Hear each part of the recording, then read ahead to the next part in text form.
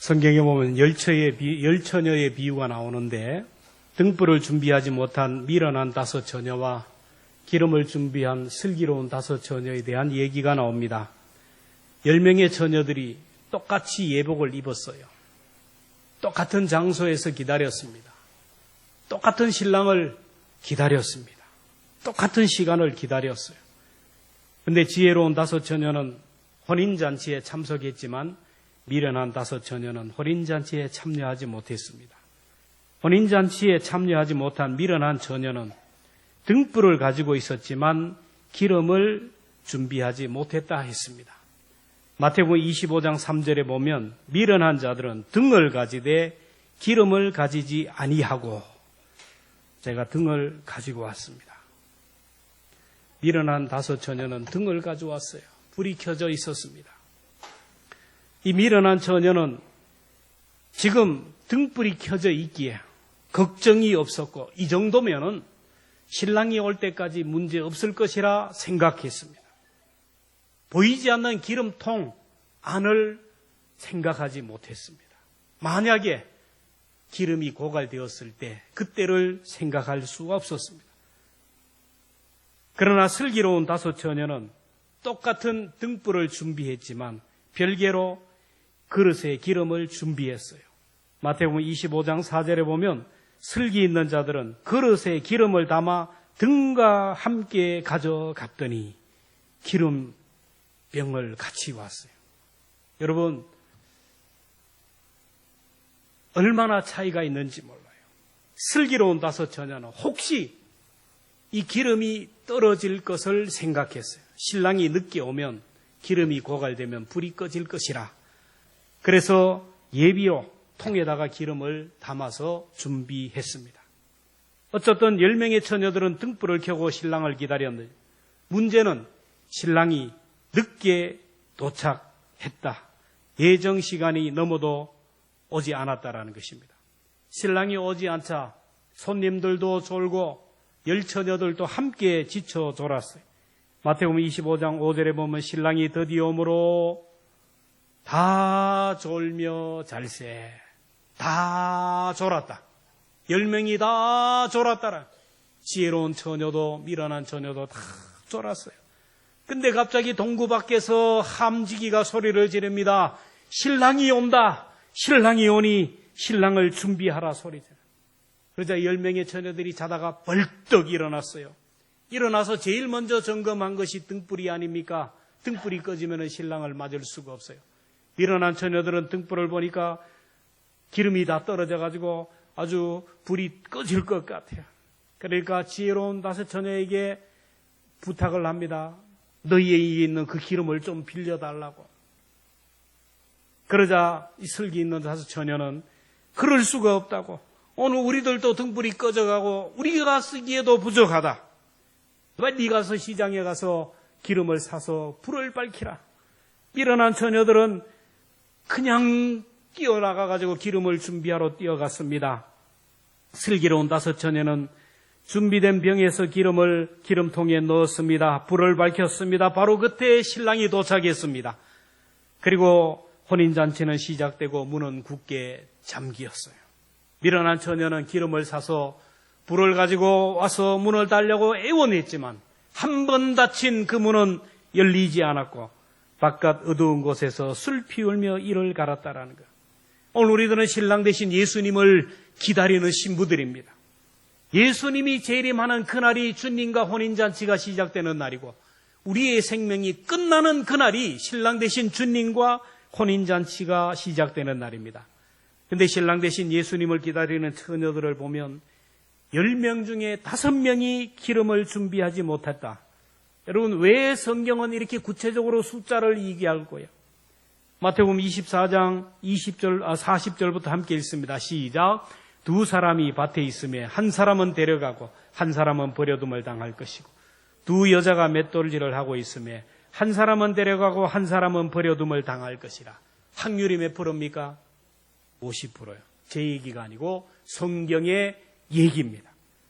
오늘 주님을 기다리는 신부들이 다 같은 등불을 준비하고 다 같은 예복을 입고 다른 사람과 똑같아요. 주일이면 교회 와서 예배를 드립니다. 헌금도 합니다. 봉사를 합니다.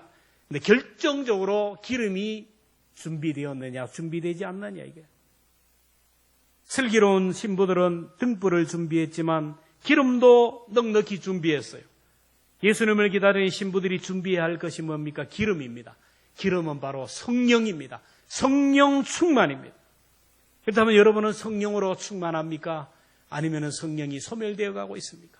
내 삶이 성령으로 충만한가? 아니면 성령이 점점 더 고갈되어 있는가? 한번 점검해 봐야 돼요. 통장에 돈을 저금을 많이 해놓은 사람은요, 언제든지 그것을 내가 사용할 수가 있고 위기의 순간에 그것을 사용할 수 있습니다. 믿음도 마찬가지예요. 성령 충만도 마찬가지입니다. 믿음도 쌓여야 되고요, 기도도 쌓여야 되고, 구제도 쌓여야 되고, 영성도 쌓여야 되고, 면역성이 있어야 되고, 선행도 쌓여야 돼요. 평소에 기도 많이 한 사람, 평소에 예배 잘 드리는 사람, 평소에 성전을 중심으로 신앙생활 잘 하는 사람은 위기의 순간에 드러납니다. 어떤 사람은 믿음이 없는 것 같은데 위기의 순간에 보면 믿음이 드러나는 거예요. 지난 주간 이한호 집사님 돌아가신다, 안 돌아가신다 정신없이 뛰어다녔어요.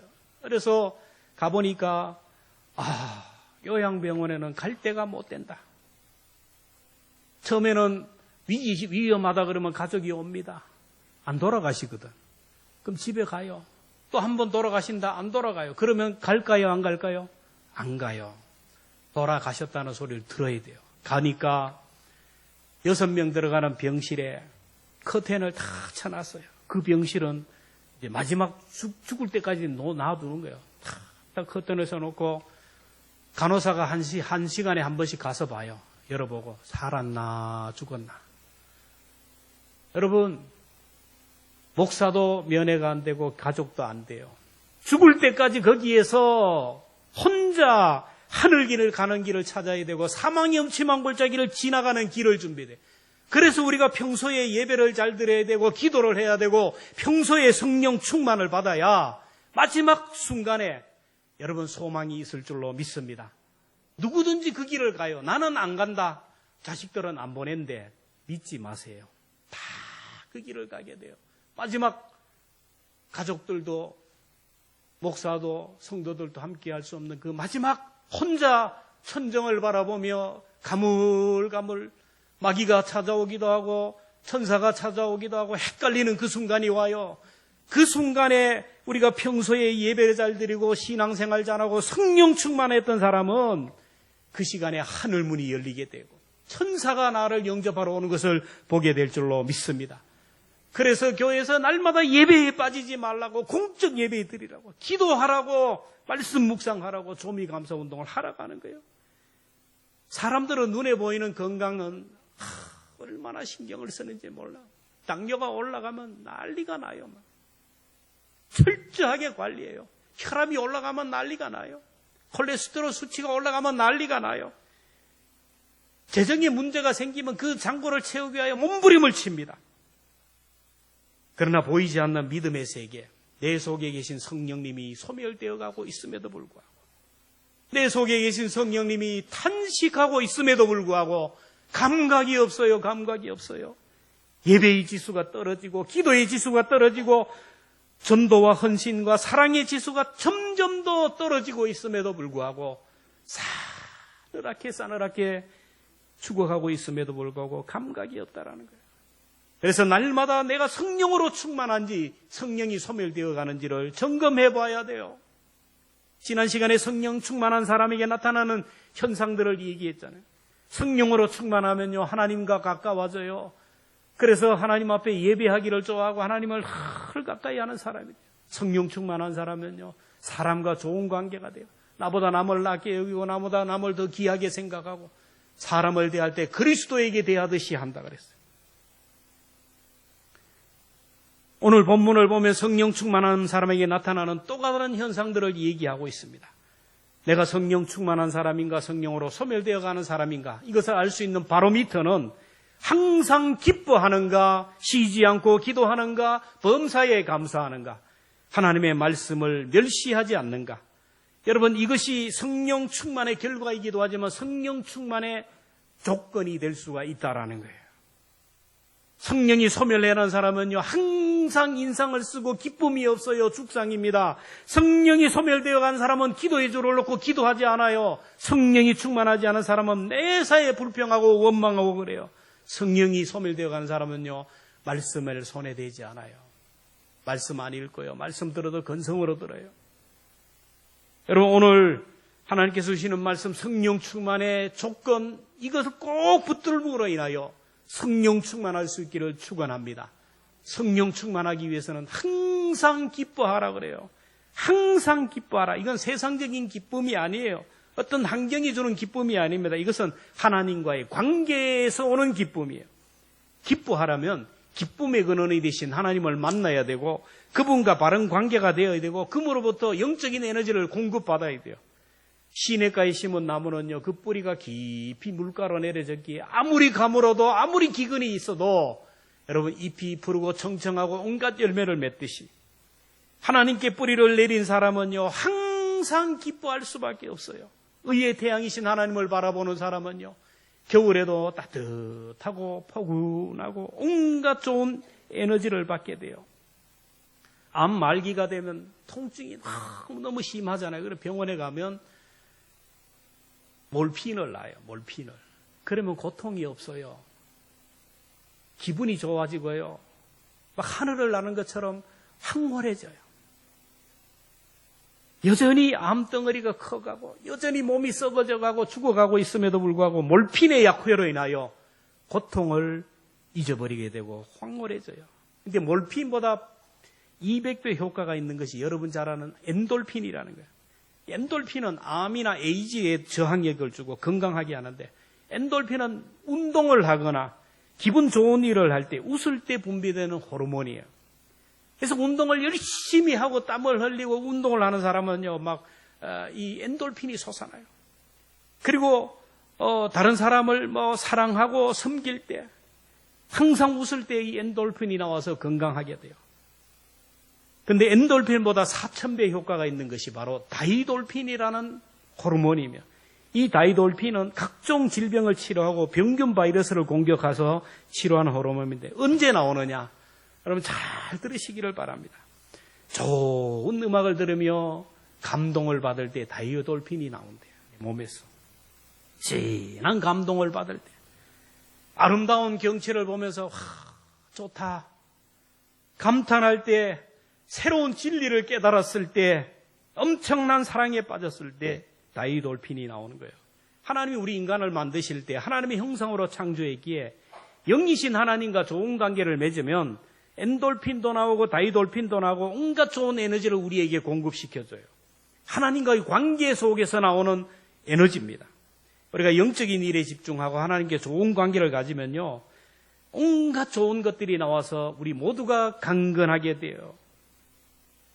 예배를 드릴 때, 감동을 받을 때 질병이 치유되는 역사가 일어나요. 가끔씩 병원에 가면 몸이 더 좋아졌는데 이유가 뭘까요? 예배 드리는 이 시간에 하나님께서 치료하는 광선을 발하셔서 여러분 내 몸이 치료되는 것을 믿으시기를 바랍니다. 보이지 않지만 내 몸 구석구석에 있는 모든 것들이 하나님이 주시는 에너지로 치료받아요. 찬양을 할 때 뜨겁게 찬양을 하고 그러면 기분이 좋아져요. 영이 맑아지면서 다이돌핀이 나오는 거예요. 설교를 들을 때도 마음이 편안해지고 기쁨이 생기고 근심, 걱정, 염려가 사라지는 것도 다이돌핀이 나오기 때문이에요. 여러분 설교를 듣다가 진리를 깨달을 때, 여러분 깨달은 그 순간 내 마음이 기쁠 때 내 몸의 질병도 치유된다라는 거예요. 여러분 예배드린 이 한 시간 의사 되신 하나님 앞에 나와서 내 몸과 마음과 영을 치료하는 축복의 시간인 것을 믿으시기를 바랍니다. 아이고 또 주일날 가야 되네. 한 시간 길기도 하네. 아이고 언제 끝나노. 빨리 하고 봐서 밥 먹어야지. 여러분 이래가지고는 안 돼요. 예배 한 시간, 어느 시간을 통하든지 하나님께서 이 시간에 에너지를 주신다는 걸 생각하고 예배에 빠지지 않고 예배에 집중할 때 하나님께서 은혜를 주실 줄로 믿습니다. 성령 충만하기 위해서는 둘째로 쉬지 말고 기도하라. 쉬지 말고 기도하라. 쉬지 말고 기도하라니까 참 답답합니다. 기도 시간에 뭐 한 10분만 일하면 기도 제목이 끝나는데 어떻게 쉬지 않고 밥도 안 먹고 일도 안 합니까? 여러분, 그게 아니에요. 성령을 푸뉴마, 바람이라 그래요. 성령이 임하면 바람이 불면 보이지 않지만 바람이 불면 피부에 접촉으로 알게 되고 나뭇가지가 흔들리게 되고 불이 난 곳이 있으면 불이 나요. 불이 막 번져가요. 마찬가지로 성령이 임하면요, 기분이 좋아요. 기분이 좋아요. 마음이 편안하고 성령이 임하면요, 사람이 변해요. 예배하는 자세가 다르고 교회 봉사하는 자세가 달라져. 성령이 임하면 열정, 불이 붙는. 그리고 기도를 영혼의 호흡이라는 거예요. 기도는 여러분 성령을 내 속에 끌어당기는 호흡이에요. 성령을 내 속에 모시기 위해서는 영혼의 호흡을 해야 돼요. 성령님이 언제 오느냐? 기도하는 시간에 기도하는 사람에게 오는 줄로 믿습니다. 기도하기를 쉬고 기도하지 않는 사람은요, 성령이 떠나가요. 계속 제가 강조하잖아요. 사무엘의 가문과 엘리의 가문의 차이가 뭡니까? 사무엘의 어머니 한나는 기도로 사무엘을 낳았어요. 사무엘이라는 이름은 하나님이 들어주셨다, 기도에 응답해 주셨다는 뜻이에요. 사무엘은 어릴 때부터 성전에서 기도하며 자랐고, 그리고 지도자가 되어서도 기도로 나라를 다스려요. 그가 유언 같은 말을 했는데 이게 뭡니까? 기도하기를 쉬는 것이 죄라는 거예요, 여러분. 여러분, 내가 기도의 줄을 놓치고 기도하기를 쉬는 것은 죄라는 것을 알아야 돼요. 그러나 제사장 엘리의 가문은 하나님의 성전에서 일하는 사람이고 제사하는 사람이에요. 엘리나 엘리의 자녀들이나 성경을 아무리 찾아보세요, 저는 엘리의 가정이 기도했다라는 기자도 찾아보지 못해요. 다윗과 사울의 가문의 차이가 뭡니까? 다윗은 성경 곳곳에 기도했다라는 거예요. 눈물의 기도를 뿌리고 다윗은 눈물의 기도가 성경에 가득해요. 사울은 기도했다는 내용이 없어요. 기도의 사람 다윗에게 성령이 임했지만 기도의 줄을 놓았던 다윗에게는 악신이 임하지 않았습니까? 여러분, 여러분의 자녀들이 여러분을 볼 때 우리 아버지는, 우리 어머니는 제일 먼저 생각하고 각인되게 하는 것이 무엇입니까? 우리 아버지, 우리 어머니, 우리 할머니, 할아버지 기도의 사람이라는 각인을 여러분 남길 수 있기를 축원합니다. 재산은 물려주지 못해도, 뭐 어떤 것은 물려주지 못해도 우리 아버지 어머니는 기도하는 사람이고 하나님과 가까운 기도의 사람이라는 것을, 그리고 우리 성도들이 우리를 볼 때도 저분은 정말로 기도하는 사람, 기도의 사람이라는 각인을, 인상을 남겨줘야 될 줄로 믿습니다. 기도하지 않고 신앙생활 한다? 거짓말입니다. 기도하지 않고 신앙생활 제대로 하는 사람이 없어요. 기도하지 않는 사람은요, 조금만 위태로우면 흔들거리고 넘어지고 좌절하고 절망하고 포기해요. 위태합니다. 기도하지 않으면요, 신앙생활 제대로 하지 못하고 천국도 못 가요. 마가복음 9장에 보면 베드로와 야고보와 요한은 예수님의 제자 중에 선두 그룹이에요. 항상 예수님과 함께 기도하는 자리에 있었어요. 한 날도 예수님과 함께 베드로, 야고보, 요한이 기도하러 갔는데 변화산에서 놀라웠게 예수님이 변화되는 모습을 봅니다. 그리고 산 밑에 있었던 9명의 제자들은 보나 안 보나 예수님이 안 계시니까 늦잠 팍 잤을 거예요. 새벽기도 안 하고 푹 잤는데 누가 문을 두드려 나가보니까 어떤 사람이 귀신 들린 아이를 데리고 와요. 벌떡 일어나서 이 아이를 데려놓고 우리가 축사 집회를 하자. 찬송하고 예수의 이름으로 명하노니 귀신은 떠나가라. 눈을 버떡 뜨면 이나 떠나가라. 귀신이 안 떠나가나. 아무리 해도 안 되는 거예요. 망신살이 퍼졌어요. 그때 예수님이 탁 나타나가지고 귀신을 쫓아냈습니다. 그래서 제자들이 조용히 예수님을 찾아가 물었습니다. 왜 저희들은 되지 않았습니까? 저희들이 며칠 전에 전도하러 갔을 때 병자를 위해 기도하여 병자가 고침을 받고 귀신을 쫓아내었는데 3일 전에는 되었는데 오늘 왜 안 되었습니까? 그때 예수님이 말씀하죠. 기도 외에 다른 것으로는 이런 종류가 나올 수 없다. 예수님의 결론은 너희들이 기도하지 않았기 때문이다. 며칠 전에 병자를 고치고 귀신을 쫓아낸 것은 그때는 나와 함께 기도하고 성령으로 충만했기 때문이다. 오늘은 너희들이 기도하지 않았기 때문이다. 여러분, 기도가 무엇입니까? 기도는 하나님을 바라보는 것이고 하나님의 도우심을 구하는 거예요. 나는 부족합니다. 나는 연약합니다. 나는 아이처럼 아무것도 할 수 없습니다. 그러면서 하나님의 얼굴을 구하며 하나님의 도우심을 구하는 거예요. 나를 이렇게 놔두면 나는 죽을 수밖에 없어요. 오늘 하루도 내가 운전대를 붙들고 가는데 하나님이 이 운전대를 붙들어 주시지 않으면은, 하나님이 나를 생명사기로 싸지 않으면은, 어떤 사람이, 술 취한 사람이 그냥 졸다가 덮치면 나는 죽을 수밖에 없어요. 하나님, 오늘도 이 운전대를 하나님이 붙들어 주옵소서. 오늘도 하나님이 내 생명을 붙들어 주시지 않으면 한순간 심장마비로 나는 죽을 수밖에 없어요. 우리 아이들이 객지에 나가 있고 다 사가 있는데 이 복잡한 시대에 하나님이 지켜주지 않으면 나는 죽습니다. 하나님, 이 직장, 내 사업터, 특별히 내 믿음 내가 지킬 수 없습니다. 조금만 어려움이 오면 넘어지고 사탄마귀가 역사하면 넘어지는데 내 믿음 나는 지킬 수 없사오니 성령 하나님 오셔서 예수의 이름을 붙들게 하시고 십자가를 붙들게 하시고 끝까지 믿음의 선한 싸움 싸울 수 있도록 나를 도와주옵소서. 은혜를 주옵소서. 그렇게 강구하는 것이 바로 기도입니다. 우리 속에 영적으로 가득, 예수님의 것으로 가득 채우는 것이 바로 기도예요. 여러분, 기도는 다른 것이 아닙니다. 기도는 오늘도 하나님을 바라보는 것, 매 순간순간 하나님의 은혜로 살아가고 하나님, 예수님의 생각으로 가득 채우고 순간순간 예수님의 이름으로 기도하고 내 삶이 예수님의 생각으로 가득 채우는 게 바로 기도예요. 그런 사람에게 성령이 역사하실 줄로 믿습니다.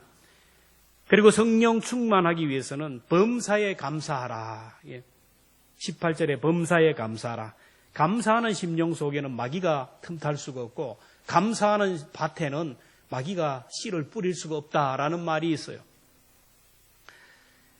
감사할 때 하늘문이 열리고 이슬이 내리고 온갖 복이 임합니다. 예수님의 제자들이 마가의 다락방에서 약속하신 성령을 구할 때 오순절날 성령 강림 사건이 일어나요. 여러분, 이 오순절이라는 이 절기를 기억해야 돼요. 오순절이라는 것은 6월절 이후 77이 7주가 지난 50일째가 되는 날이 오순이 오순. 예수님이 6월절날 십자가에 못 박혀 돌아가시고 제자들에게 3일 만에 부활하시고 말씀, 너희는 예루살렘을 떠나지 말고 약속하신 성령을 구하기 위하여 기도하라. 예수님의 제자들은 마가의 다락방에서 성령 오시기를 위하여 기도했어요. 하루를 기도하고 이틀 기도하고 50일 동안 간절히 기도할 때 50일째 되는 날 오순절날 성령이 임했어요.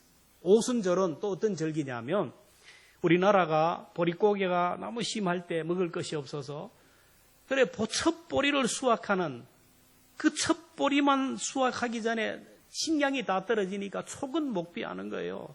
그래서 나무 뿌리를 캐서 먹고 나무 껍데기를 전 세계 유일하게 우리나라만 나무 뿌리 먹고 나무 껍데기 벗겨 먹는 나라예요. 그만큼 가난한 거예요. 그런 걸 먹으니까 찢어지게 가난하네요. 이런 걸 먹으니까 대변을 못 보고 대변이 나오는데 찢어지는 거예요. 이게 아픈 역사예요. 아픈 역사. 유대인도 마찬가지예요. 그렇게 첫 수확, 보리를 수확하게 되면 오늘 이 첫 수확부터 1년은 살았다. 감사하는 거예요. 그래서 맥주 감사절처럼 하나님께 감사하는 절기예요. 바로 이스라엘 백성 예수님의 제자들이 성령 충만을 위하여 기도하고 오순절날 하나님의 은혜에 감사하여 감사의 예배를 드릴 때 하늘문이 열리고 성령 충만이 임했다라는 거예요. 여러분, 감사할 때 성령님은 임합니다. 감사는 다른 게 아니라 하나님을 하나님 대접하는 거예요. 우리가 신앙생활하면 입으로 하나님을 대우하는 게 있어요. 하나님을 인정하는 것이 찬송입니다. 신앙 고백입니다. 감사입니다. 그리고 우리가 생활로 우리 하나님을 삶으로 대우하는 것이 바로 봉사고 헌신이에요. 물질로 대우하는 것이 바로 감사한 겁니다. 어떤 환경 속에서도 어떤 상황 속에서 하나님의 능력을 의심하지 않는 거예요. 전능하신 하나님을 의심하지 않고 끝까지 신뢰하는 것. 이게 바로 감사입니다. 잘 될 때도 안 될 때도 좋을 때도 나쁠 때도 병들었을 때나 건강할 때나 하나님의 전능하심, 하나님은 못할 것이 없다라는 이 믿음, 그분이 나를 반드시 합력하여서 좋은 것으로 주실 것이라는 이 믿음, 이게 바로 감사예요. 로마서 8장 28절 함께 고백합니다. 시작. 우리가 알거니와 하나님을 사랑하는 자, 그의 뜻대로 부르심을 입은 자들에게는 모든 것이 합력하여 선을 이루느니라. 여러분, 모든 것을 합력한다. 고난도 하나님께서, 우리에게 있는 고난도, 내가 잘못하던 어쨌든 고난도 하나님께서 이래저래 해가지고 합력하여 선을 좋은 일이 있어도 이래저래 합력하여 선을 이루는 거예요. 그래서 우리가 어려운 일이 있을 때, 내 마음대로 안 되는 일이 있고 내 마음에 속이 상하는 일이 있을 때 생각해야 돼. 이걸 통하여 또 다른 하나님의 뜻이 있겠지. 더 좋은 것을 주시는 하나님의 섭리가 있겠지 하고 감사하면 돼요. 몸이 아파도 몸이 아프지만 내 이 몸 아픈 걸 통하여 하나님이 뭘 주실 것인가. 재정적으로 어렵고 우리 삶에 어려움이 있으지만 이걸 통하여 주실 은혜가 무엇일까? 또 다른 하나님의 은혜를 기대하며 감사하라는 거예요. 욥이 그랬잖아요. 욥이 가진 재산 다 잃었어요. 아들, 딸 다 죽고, 그리고 아내도 남편을 저주하고 떠나라고, 하나님을 저주하고 떠나라고 도망하고, 그 몸도 병이 들어서 다 죽게 되었어요. 그때 욥이 고백한 고백이에요. 욥기 23장 10절입니다. 시작. 내가 가는 길을 그가 아시나니 그가 나를 단련하시려면 내가 순금같이 되어 나오리라. 내가 왜 병들어야 되고 내 자녀들이 죽어야 되고 내가 이런 어려움을 당하니 나는 모르지만 그가 안다.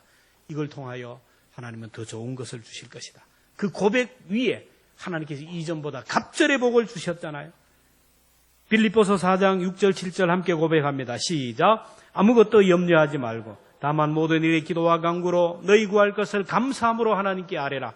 그리하면 모든 지각에 뛰어난 하나님의 평강이 그리스도 예수 안에서 너희 마음과 생각을 지키시리라. 할렐루야. 우리가 힘들고 어려울 때 불평하고 원망하지 말고 감사함으로 기도하면 기도하는 그 순간에 성령 하나님이 오셔서 우리를 새롭게 해 주실 줄로 믿습니다. 마지막으로 성령 충만하기 위해서는 말씀을 멸시하지 말아야 돼요. 오늘 20절에 보면 예언을 멸시하지 말고, 이 예언을 사람들이 오해하는데, 예언 그러면 무당이 막 미래를 얘기하고 철학관에서 막 이 사람들이 막 미래를 얘기해. 정치인들이 이번에 총선에 될까요 안 될까요? 대통령 당선 나온 대선 후보자들이 될까요 안 될까요? 다 된대. 다 안 된대. 그런데 어디다 맞히니까 그게 아주 뭐라 합니까? 점쟁이라 그냥 소문이 나는 거예요. 아니에요. 성경이 말씀하시는 예언은 하나님의 말씀입니다. 요한계시록 1장 3절 봅니다. 시작. 이 예언의 말씀을 읽는 자와 듣는 자와 그 가운데 기록한 것을 지키는 자는 복이 있나. 하나님의 말씀이 앞으로 일어날 일들을 예언한 거예요. 여러분, 하나님의 말씀에서 우리가 죽음 이후를 얘기하잖아요. 죽음 이후에 가면 지옥도 있고 천국도 있다. 예수 믿는 사람은 천국 가고 예수 안 믿는 사람은 지옥 갈 것이다. 하나님의 말씀에 순종하고 믿음 잘 생활하면 온갖 좋은 것을 받을 것이다. 예언했어요. 이 하나님의 말씀이 예언서예요. 성경을 많이 알고 많이 읽고 연구한 사람은 미래를 알아요. 미래를. 전쟁이 가지 않아도 말씀을 많이 보는 사람은 미래를 알게 돼요. 기록된 하나님의 말씀, 선포되는 하나님의 말씀, 예언의 말씀이에요. 이 말씀을 매일 묵상하는 거, 여러분, 예언의 말씀이에요. 하나님은 예언의 말씀을 통하여 우리에게 오는데 이 말씀을 멸시하면 안 된다. 하나님의 말씀을 멸시하다, 가볍게 하다, 우습게 생각하고 너무 쉽게 생각하면 성령님이 나를 떠나는 거예요. 여러분, 말씀을 대하는 태도와 자세를 보면 그 사람이 성령 충만한지 아닌지를 알 수가 있어요. 똑같은 말씀을 읽는데 어떤 사람은 이거는 하나님이 나에게 주는 생명의 말씀, 생명을 주시는 말씀으로 받고, 어떤 사람은 교양서적으로 소설식으로 읽어요. 지금 말씀 묵상을 사도행전을 하는데요. 예루살렘의 성령이 충만하니까 이 보고 교회가 예루살렘에서 유대로 사마리아로 땅끝까지 증거되는 현상을 나. 빌립을 통하여 사마리아의 복음이 전가되고 빌립을 통하여 개인 전도가 시작되었어요. 근데 이제 문제는 베드로를 통하여 백부장 고넬료에게 복음이 전해지는 모습을 봐요. 고넬료라는 사람은 평소에 기도를 많이 한 사람이고 구제를 많이 하는 사람. 이것이 하나님 앞에 상달되었던 사람. 고넬료를 하나님이 사랑하셔서 고넬료를 구원하기 위하여 고넬료의 꿈에 하나님이 나타나셔서 저곳에 가면 시몬이라는 사람이 있는데 그 사람을 초청해라. 그래서 고넬료는요, 100명의 군사를 통솔하는 고위 관직 장교입니다. 지휘관입니다. 식민지 국가에 베드로를 초청한다라는 거 말도 안 되는 소리예요. 건세 있는 사람이 베드로를 부른다는 거. 고넬료가 베드로를 초청한 이유는 단 하나, 하나님의 말씀을 듣기 위해서요. 그래서 고넬료는 자기 집에 온 식구들과 지인들을 불러놓고 베드로를 초청합니다. 사도행전 10장 24절 25절 봅니다. 시작. 고넬료가 그의 친척과 가까운 친구들 모아 기다리. 마침 베드로가 들어올 때에 고넬료가 맞아 발 앞에 엎드려 절하니, 백부장 고넬료가 발 앞에 엎드리니까 고넬료는 뭐 기가 막히는 거예요. 깜짝 놀라서 얘기합니다. 사도행전 10장 26절. 베드로가 일으켜 이르되 일어나라, 나도 사람이다. 이게 뭐 하는 일입니까? 일어나세요, 일어나세요. 이제 고넬료가 아주 중요한 말씀을 합니다. 사도행전 10장 33절입니다. 시작. 이제 우리는 주께서 당신에게 명하신 모든 것을 듣고자 하여 다 하나님 앞에 있나이다. 고넬료는 베드로 앞에 있지 않다라는 거.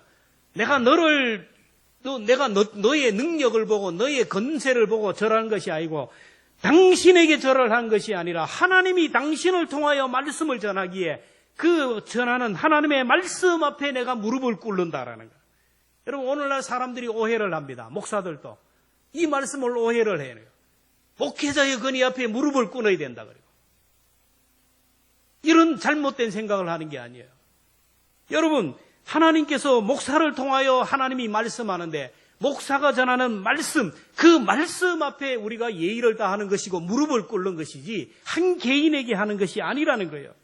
베드로는 지금 그래요. 아니, 고넬료는 내가 당신 앞에 무릎을 꿇은 게 아니고 하나님의 말씀 앞에, 우리가 하나님 앞에 있나이다. 코람돼요. 하나님 앞에서. 여러분, 신앙생활은 코람돼요. 오늘 우리가 여기 예배 드릴 때 하나님 앞에서 하나님이 여기 계신다고. 예배를 마치고 나갈 때도 하나님 앞이에요. 가정에서도 하나님의 앞. 이런 신앙이 있어요. 내 말씀을 읽을 때도 하나님이 나에게 주시는 말씀으로 받을 때 성령님이 오늘 우리에게 와요. 말씀을 들을 때도 하나님이 오늘 주의 종을 통하여 주시는 말씀으로 받을 때 성령님이 임하는 거예요. 주님은 다시 한번 우리에게 말씀하십니다. 항상 기뻐하라. 하나님과의 관계. 하나님은 좋으신 하나님, 전능하신 아버지 하나님. 그분은 내게 있는 아픔도 고통도 형통도 다 합력하여 선을 이루시는, 마지막에 좋게 하시는 분이기에 항상 기뻐하라는 거예요. 쉬지 말고 기도하라. 24시간 하나님의 은혜가 아니면 나라 살아갈 수 없습니다. 순간순간 하나님의 은혜를 생각하고 하나님의 능력을 갈급하며 하나님 생각으로 가득한 삶을 살아. 범사에 감사하라. 하나님은 우리 모두를 사랑하셔서 마지막에 웃게 하고 점점 더 좋은 것을 주시는 그 하나님이기에 성령을 소멸하지 말고 예언을 멸시하지 말라. 하나님의 말씀을 가볍게 생각하고 하나님의 말씀을 우습게 생각하고 하나님의 말씀을 내 생각, 내 기준으로 재단하지 말고 있는 그대로로 순종하라. 그러면 성령이 임하시리라. 여러분, 우리 모두가 정말로 성령의 충만함을 받아서 가정을 변화시키고 교회를, 안동을 변화시키고 세계를 변화시키는 변화의 중심에 저와 여러분이, 우리 광성교회가 있기를 주의 이름으로 축원합니다.